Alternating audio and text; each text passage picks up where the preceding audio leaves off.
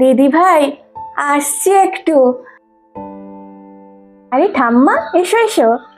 ব্যস্ত আছিস? না না, তেমন কিছু নয়, বলো। না, বলছিলাম এই ফোনে না তোর দাদু টাকা ভরে দিয়েছিল, কার নাম্বার কোনটা বুঝতেই পারছি না।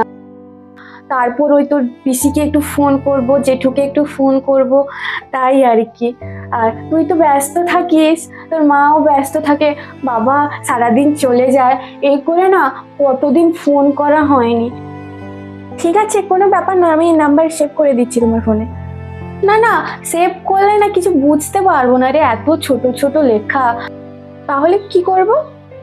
এই কাগজ এনেছি, এই কাগজের মধ্যে না বড় বড় করে লিখে দিবি, নাম লিখবি, নাম লেখার পর বড় বড় করে লিখে দিবি। তোর তোর তোর নাম্বারটাও লেখ, তোর নাম্বারটাও। হ্যাঁ হ্যাঁ, লিখে দে লিখে দে। তোর দাদার নাম্বারটাও লিখে দে, কল করবো মাঝে মধ্যে। হয়ে গেছে? ঠিক আছে, আসছি। ঠাকুমা,